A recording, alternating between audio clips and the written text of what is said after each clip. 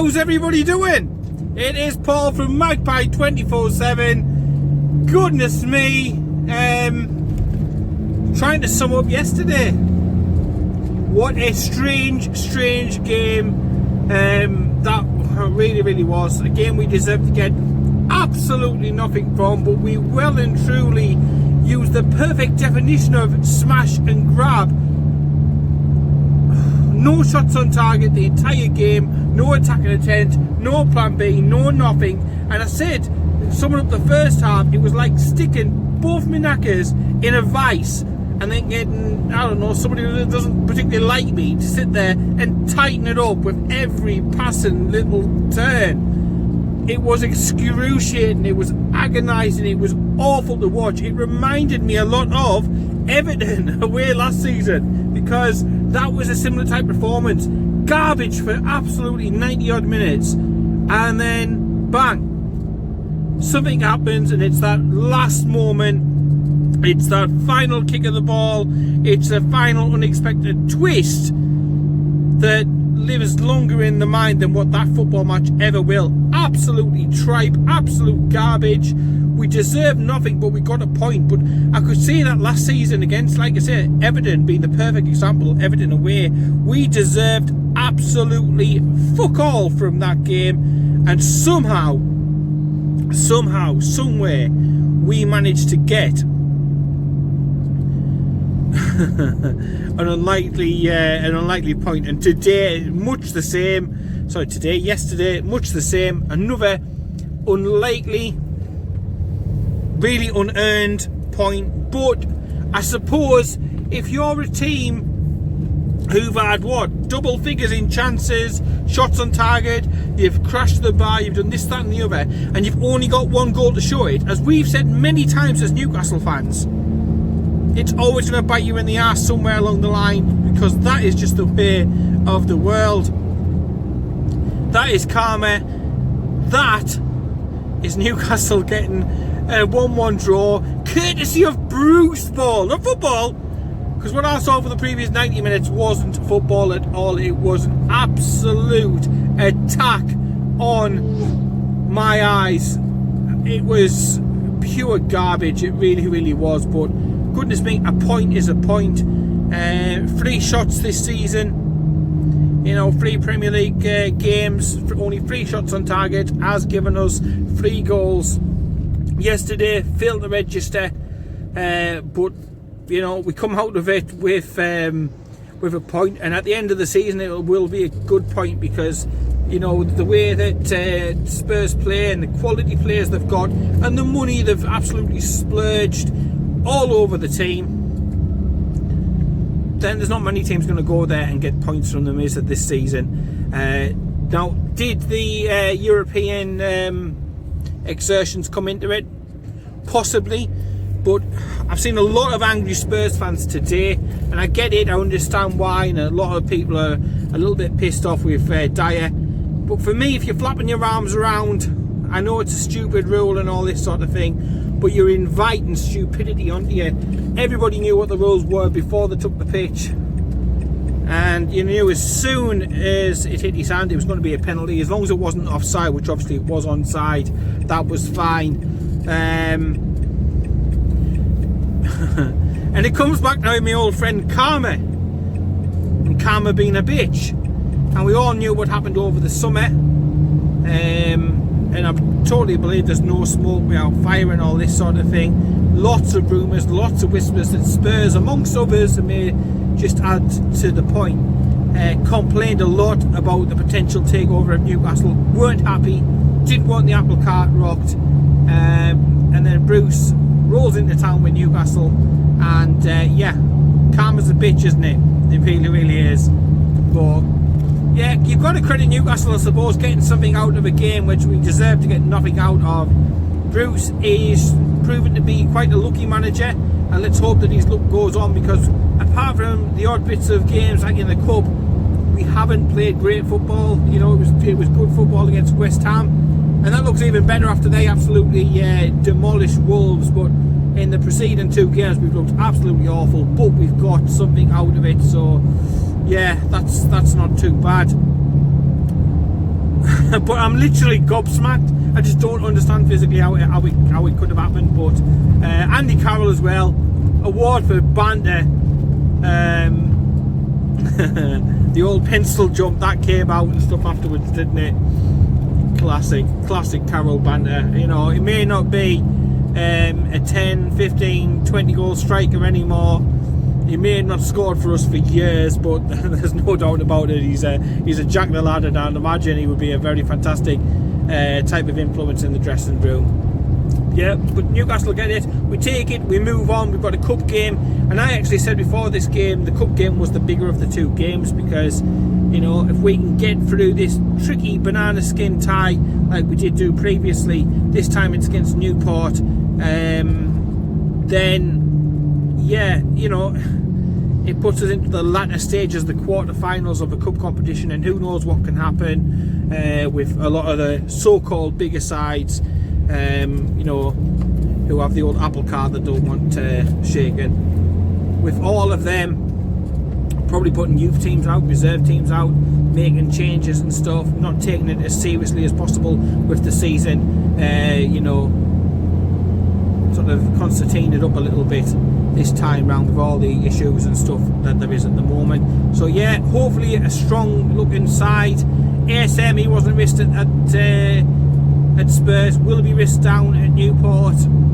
There's an argument that he could be. There will be players rested. I think Gillespie will come back in. I think Lascelles will be rested. Hopefully Kieran Clark comes back in. He'll partner Fernandez, who got the other night off. So it's all about rotation, because already we have got those few injuries. Dubravka's still out, Gale's still out. And sadly yesterday, and that was one of the slightly tarnishing issues yesterday, was the injury to Richie. That's going to need surgery to fix that, so he'll be missing for a while. So that is disappointing.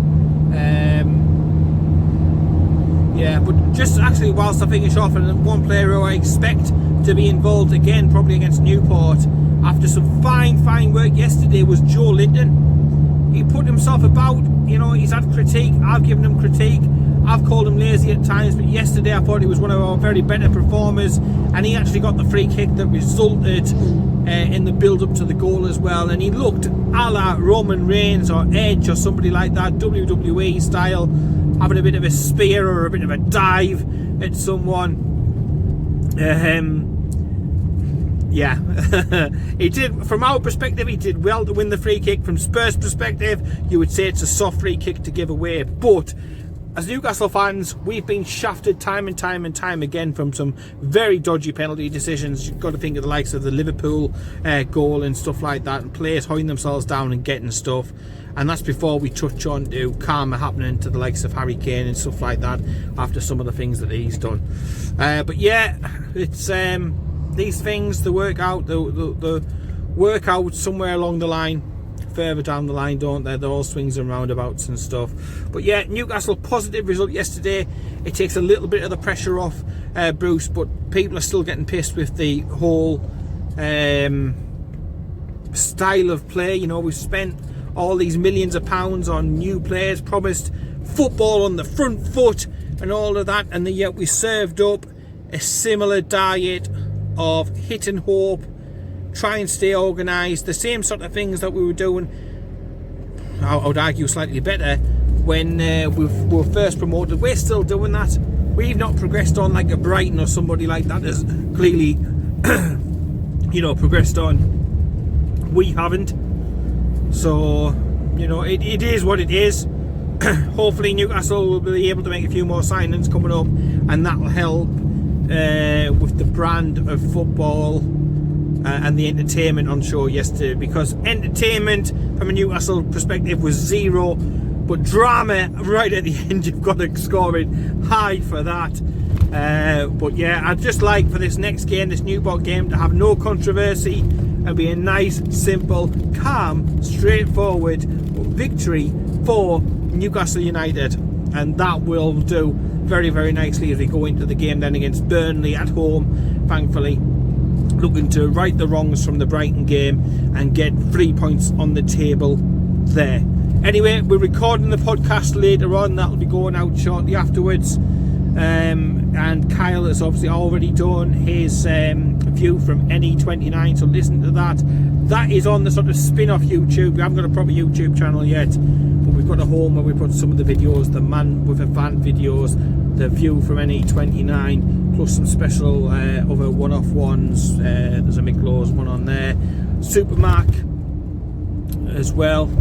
That may go up on there, although it's going to be made into a podcast first of all. Looking forward to that as England play shortly to distract away. But yeah, to summarise, like you say, happy, more than happy with a point, because I thought we'd get absolutely destroyed yesterday, but still question marks about the performance, the tactics, the style of play, and you know, are we progressing as a football club? All questions to be answered, I suppose. Final little bit, just actually as I've just recorded this, the lad from Paraguay, we'll call him Solano too, the lad from Paraguay, he is due to play this Wednesday for his current club. Then he will be coming over, so that will be an extra addition to the squad, but he's very much being looked at as one for the future. You know, he's going to be coming in, he's going to be working with Newcastle and our coaches for a few months, and then probably head out on loan. But yeah, another one through the door. But like I say, he'll be probably one more for the reserves, who had a nice tidy victory actually at Burnley 3-1 recently. So yeah, things going okay here and there at Newcastle, but no doubt about it, this Newport game does become massive. Let's hope as well that Bruce continues with his luck, and hopefully as well, it would be nice if we could have another 7 or some sort of result like that, wouldn't it? But que sera. Lots of unhappy Spurs supporters around today, floating around social media, not happy bunnies and this, that and the other. But all I'd say to you is, it's a blip. It's a blip for you. It really, really is. I wouldn't worry too much about it. It's Bruceball. You've been defeated by Bruceball.